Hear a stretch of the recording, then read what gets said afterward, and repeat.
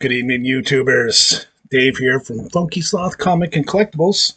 And today is February 10th, 2021. And today being a Wednesday, it is my bi-weekly video, which I do every 2 weeks. And it's always my top 10.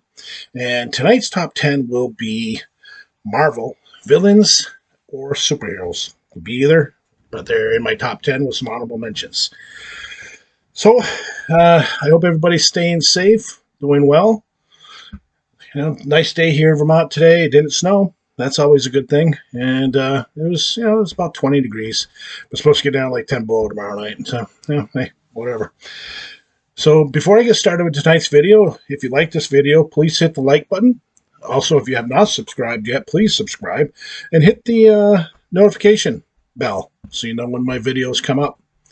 Alrighty. Let's get into tonight's top 10 Marvel superhero villain picks. This is my pick, and it's going to be a lot different than a lot of people out there. If you don't think so, look at my top 10 DC video. So here we go. For honorable mentions. Honorable mention number 1, Deathlock. His first appearance was Astonishing Tales number 25 from, 1974? I always like that whole cybernetic technology blended with the human mind. Being that he was killed and brought back with cybernetic technology. Love the look of the character. Just one of my characters that I loved growing up.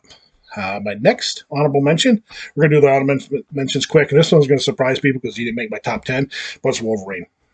First full appearance of Wolverine was Hulk 181 from November of 74? Yeah, 74.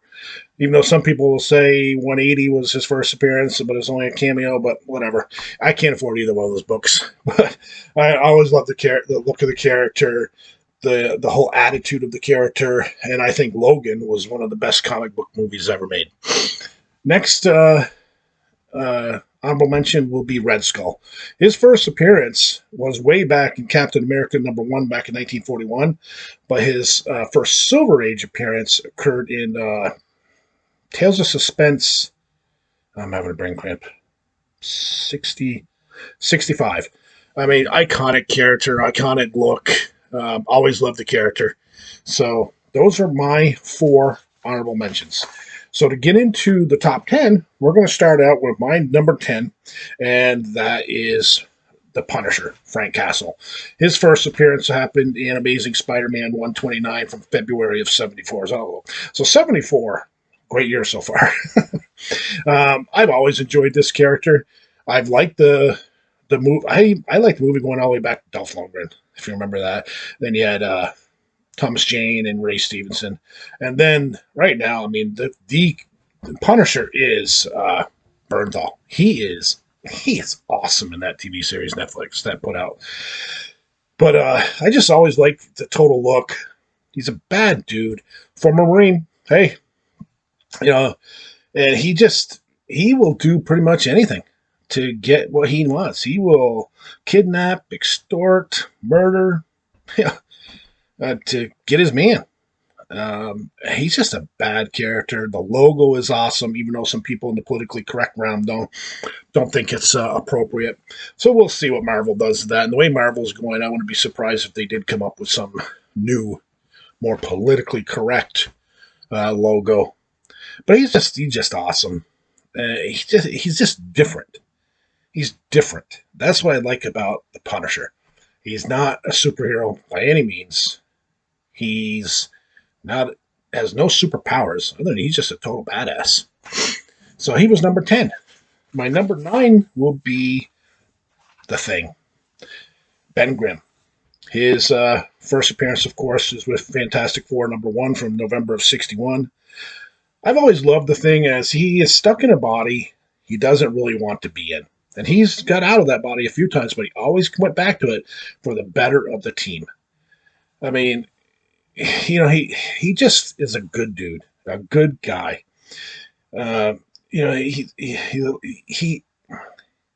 He's such an honorable guy. You can't help but not like this guy.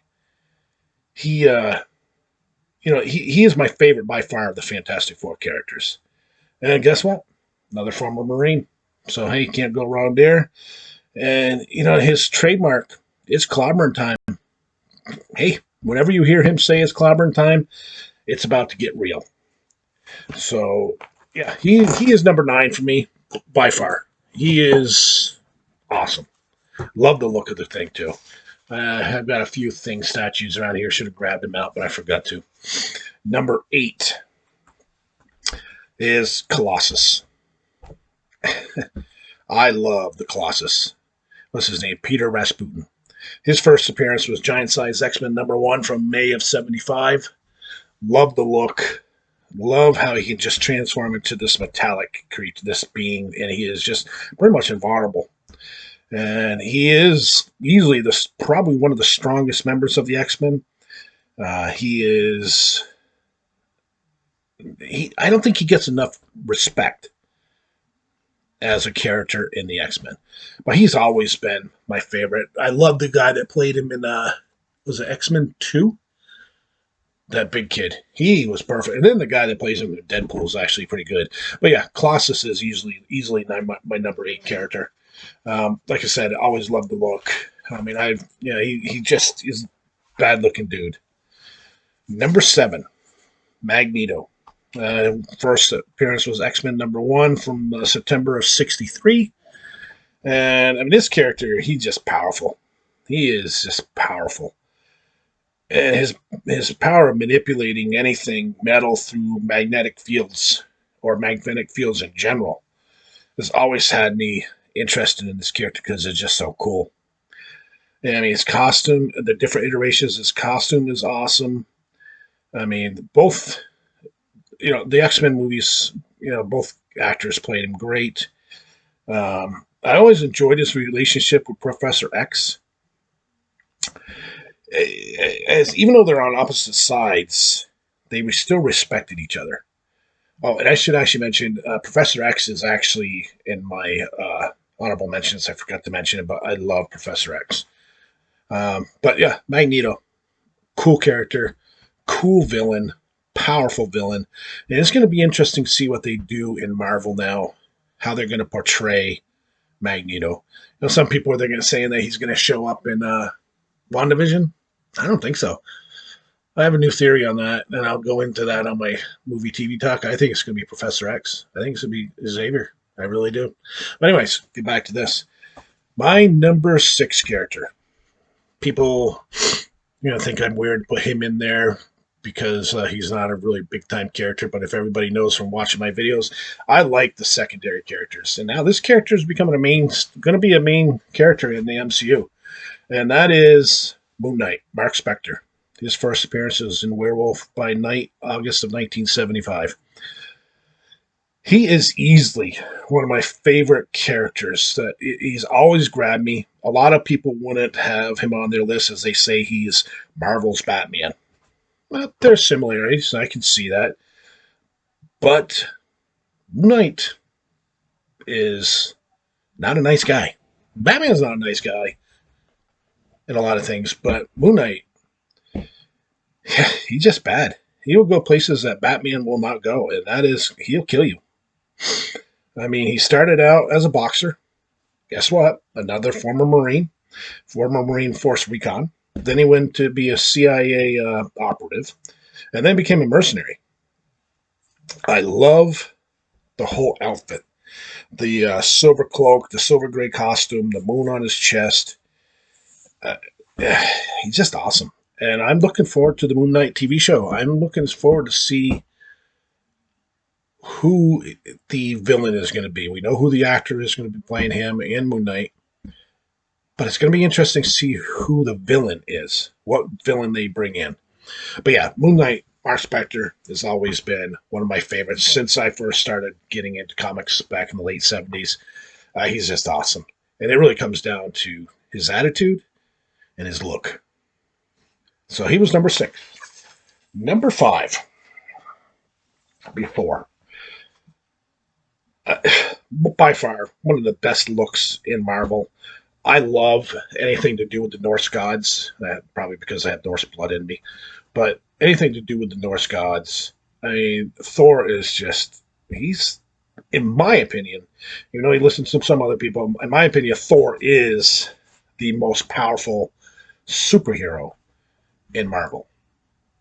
I mean, Mjolnir is just awesome. I'm always, like I said, I've always been a fan of the Norse mythology, and you put that into this character, which has worked well. They haven't overdone in the Norse god part of it, but they put it in there in bits and pieces, and it's worked really really well.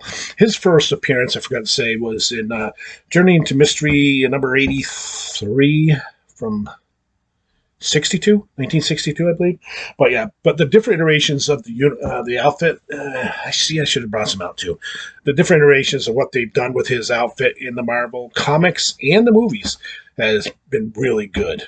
So he's my number 5.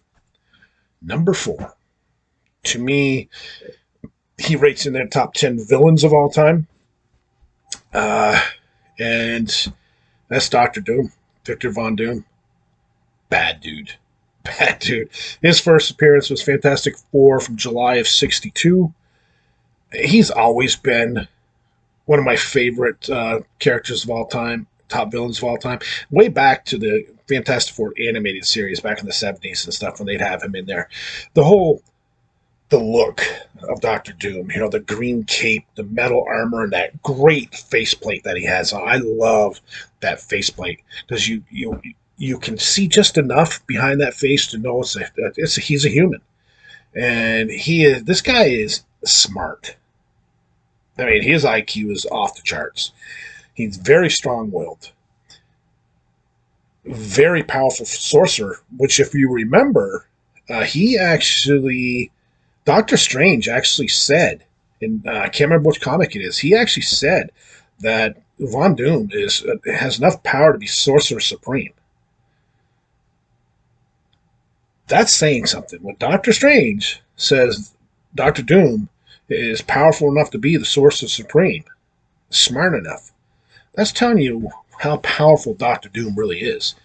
But he doesn't care if you're a hero or a villain. He's going to get his way, no matter if you're a friend to him or a foe. He will go through you to get what he wants. And he has easily some of the best story arcs in Marvel. I'm hoping that they bring him in to the Marvel Universe and do a better job than what they've done to him in the past couple movies, because he deserves so much better. I mean, he is a phenomenal character. Phenomenal. And I'm really looking forward to see how Marvel brings him into the MCU. And actually, the new comic book run that they got going with Doctor Doom is really good. So if you haven't read that, read it. And the artwork is awesome. So that brings me to number 3. Number 3, the Hulk. The Incredible Hulk, the Hulk, whatever you want to call him, Bruce Banner. But his first appearance was Incredible Hulk number 1 from May of 1962. Here's again is a character I started loving as a kid watching the Incredible Hulk TV show. I loved that show as a kid. It was so good. As a kid, I'd sit there and just be in total awe of this guy up on the screen. He's just bad. Even though the movies and the comics, he's much bigger. But Lou Ferrigno was awesome. I actually got to meet Lou Ferrigno finally after all these years, 3 years ago at the Rhode Island Comic Con. And he's still big. He's still a big dude, even though he's getting up there in age. He's a big dude. And that is actually one of my highlights of comic shows, is I got to meet Lou Ferrigno. I've met a few people, but he's always been one of my favorites. And in the Incredible Hulk TV show he was just awesome. I mean, I always have loved the whole look of the Hulk, and it started with him. I didn't read the Incredible Hulk cartoon, the comics, until actually I started watching that TV show. And then, the different variations in some of the animated shows and stuff. But yeah, the Incredible Hulk, easily number 3. I mean, this guy has the power he possesses, but the internal strife that he has to deal with every day is interesting. And that's why I actually like the Edward Norton Hulk that the MCU brought.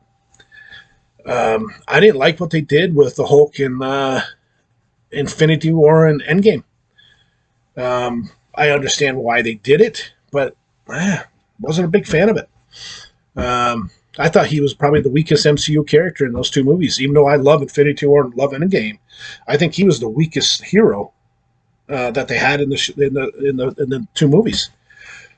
But again, number three, the Hulk. Number two is Captain America, Steve Rogers. I have loved this character. His first appearance was actually he has two first appearances technically. Captain America #1 from 1941, Timeless Comics, and then the first Silver Age was Marvel Avengers #4, I think. Correct me if I'm wrong there, but I think that is from March of '64. But Captain America, Steve Rogers. He, along with my #1 pick, have always been in my favorite Marvel comic characters of all time. I can switch one to the next easily. I mean, this character started out with as a scrawny little kid who was getting beat up on the streets. He keeps trying to join the army. At least he had the guts to do that. Join the army, and he kept getting turned down just because he was just so scrawny. But eventually, he does get accepted by General Phillips, who then has Steve Rogers receive a super soldier serum. And we all saw that in the movies, even though comics is a little different. But and then the reason for that is to counter the Nazi super soldier program, and specifically Red Skull, who is a bad dude. I've always loved Captain America, the shield, the suit, the different iterations of the suit in the movies has been really good. But that classic Captain America look is just easily one of my favorite costumes of all time in DC, Marvel, the independent comics, movies in general. I have always loved the character and the suit. I mean, he's an expert tactician and a commander. I mean, that is why major Marvel teams have had him be their leader. Teams like the Avengers, X-Men, if you remember that, the Fantastic Four, which actually had him as their leader for a while, and that all comes to fruition really during the whole Secret Wars run, where Cap was the man. Everybody listened to Captain America, as they should. He's the best. He's the best. I think what made me love Captain America as a kid, that made me really love Captain America as a kid, is his love for his country, freedom and justice. And even as a kid, I was a patriotic person. I always knew I was going to be in the Marine Corps, as my uncle was in the Marines. He was killed in Vietnam. But I was always a huge military person, always will be. I always believe that this is the best country in the world. If you don't like it, there's the door. But Captain America, everything about him, he could easily be one. But this next character, if you haven't heard me mention him by now, you should know who it's going to be. What did I do? Sorry, guys. And my #1 character of all time is going to be, for Marvel, is Spider-Man. Peter Parker. First appearance was Amazing Fantasy #15 from August of '62. Iconic cover, expensive book. Expensive book.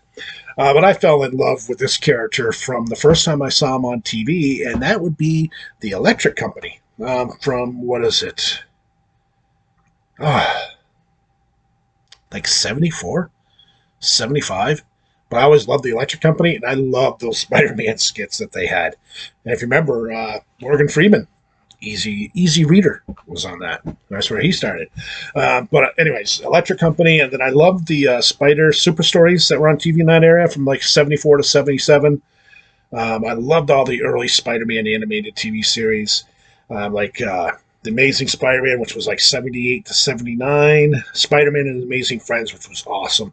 Actually, I had that on DVD from, 81 to 82. I started collecting the Spider-Man books. I never really collected the Amazing Spider-Man run. I do have some, but I started collecting Peter Parker Spectacular Spider-Man with the first issue, and that's because that was what was when I started collecting that actually came out. And I love the Peter Parker Spectacular Spider-Man run. I have almost every issue. There's like maybe 10 issues I'm missing, but I think it's a great run. So yeah, Spectacular Spider-Man. The whole with great power, there must also come great responsibility. I think I got that right. Peter Parker didn't have a superhero mentor to learn from, so it was really a trial by fire for the guy.